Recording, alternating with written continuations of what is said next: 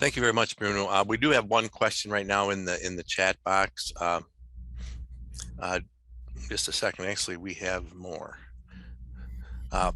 This is from Scott. How much of low yield stability would you say is related to loss of topsoil, potentially lowering the MTSL, mean tolerable soil loss, for conservation plans? That's a good question. I cannot provide a quantitative response to that, but I would like to say this, that the areas more vulnerable to losses of soils are the ones that they currently go under unstable, are the one that they are on the hilltops. And the hilltops are not low and stable, because if the amount of precipitation is well distributed as it has been, that's why they're called unstable, they have a chance to do well.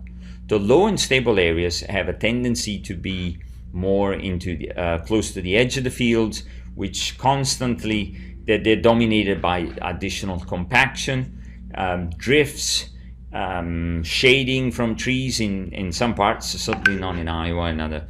But so it's a combination of tools. But I don't. Soil losses are critical, but I would relate those losses much more to topographic features, and the low and stable areas are not necessarily on the sloping land. We have another one. Do you think about how to avoid the issues we had when corn was $7 per bushel? We had farmers tear out forests, grass buffers, pay penalties, buy CRP land out. Additionally, are the ag lenders being consulted about land values for borrowing funds where these low yield stability fields are planted?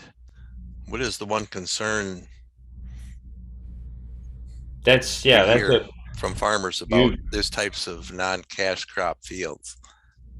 That's a beautiful statement right there altogether. I mean, is that a gold rush based on 1 year of doing all these things when everybody knows the fluctuation in prices? I mean, everybody knows that price of corn goes up, fertilizer follows it. Price of corn goes down, fertilizer does not go down. So in the end, I think that this message here, I mean, I don't know how many producers are listening, but it's that agriculture is not on short term. It's much longer term, and that's, to me, it's the biggest value or contribution of this work, is that it really integrates space and time.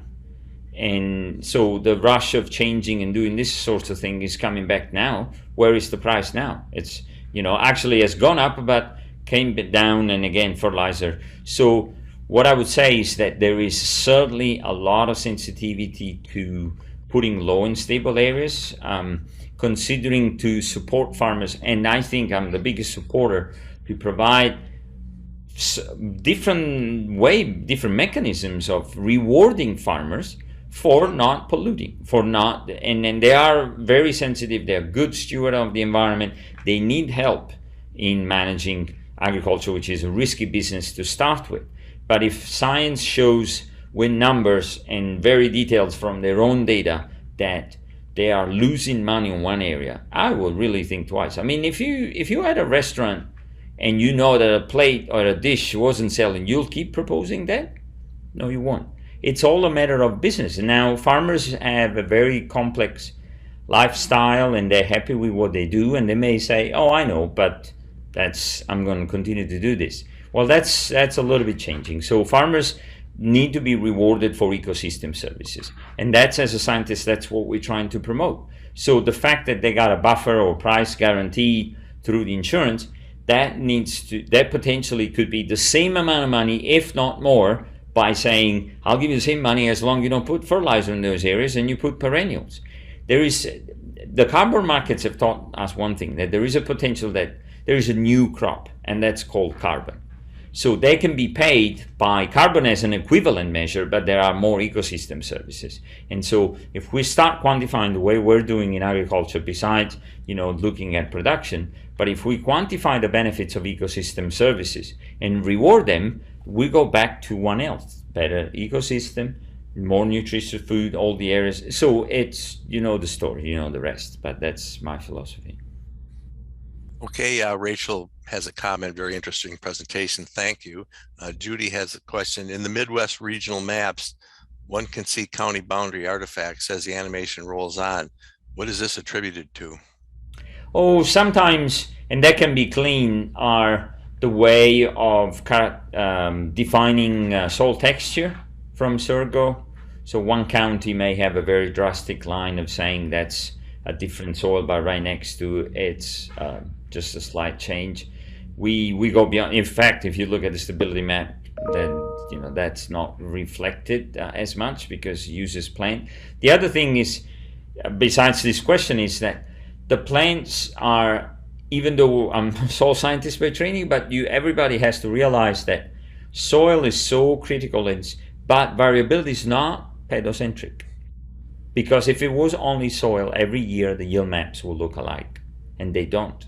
So you got the wet year on the depressions, you got the dry year on that, and they fluctuate, same soil underneath. So and what about the error in management or heterogeneity of the stands of corn and not be able to have a good emergence? And those are all factors contributing to plants taking nutrients. And so soil is a critical piece, but actually the plants are they really the integrator of what they see in the soil, and that's reflected through the stability map. That's why I wanted to link plant health and soil health together, because plant health could inform the areas where soil health can be built and so on.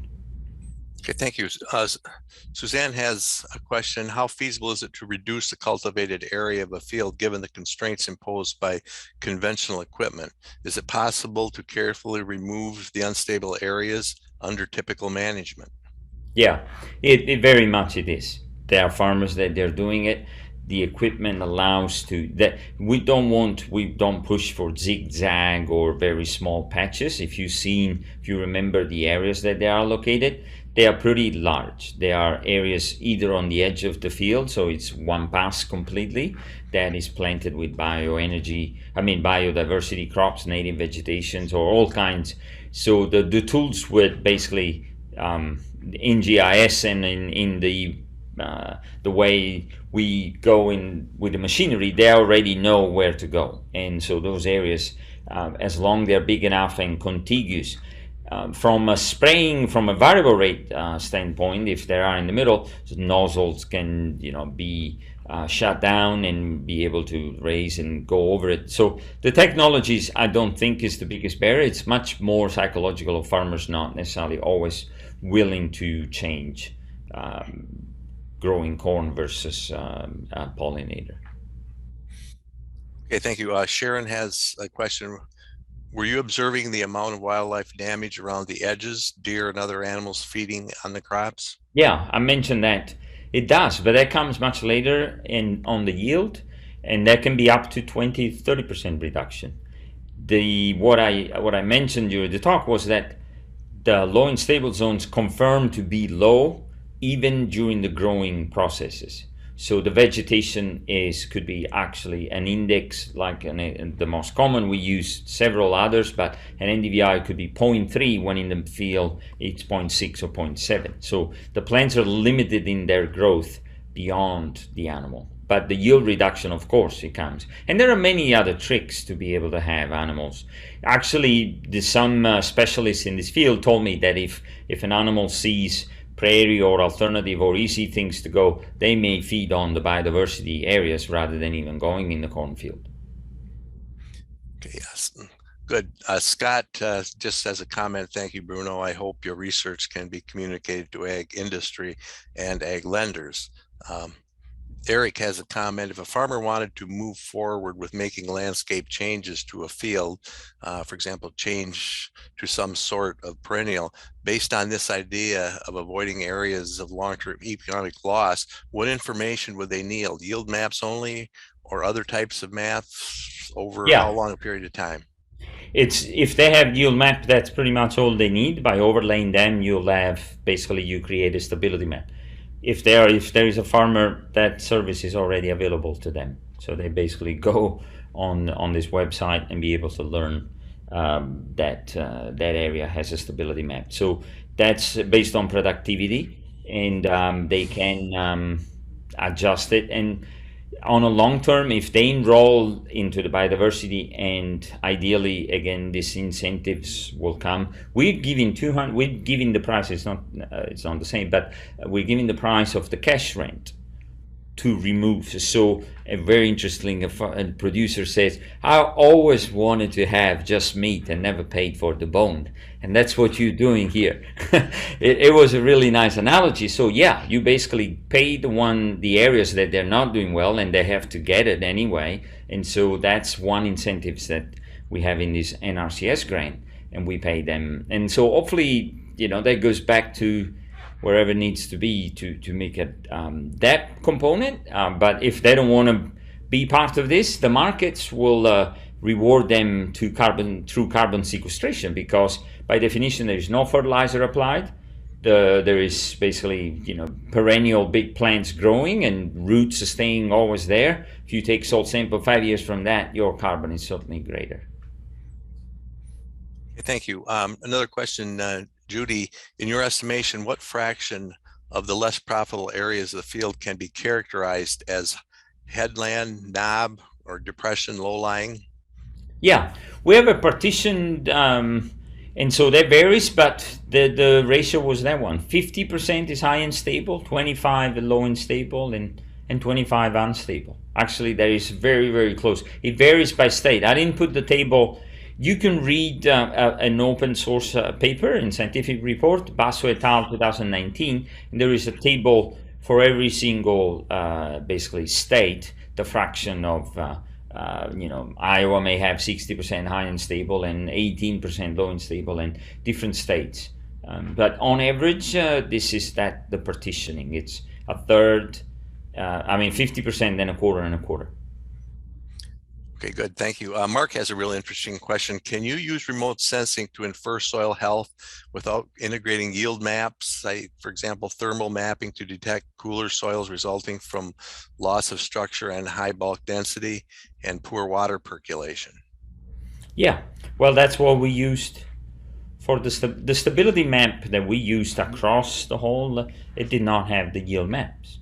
We used remote sensing to infer about what the plants were seeing.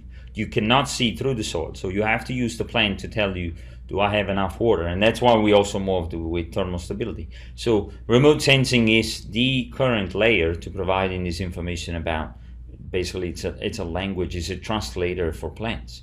But you can't obviously estimate bulk density from an image, because you can only see the differences in color, which there is confounding, whether it's high organic matter, or is it wet, or different other confounding factors. And so again, it was exactly the way you said. It was using remote sensing to detect this soil health, indirectly proxies for soil health.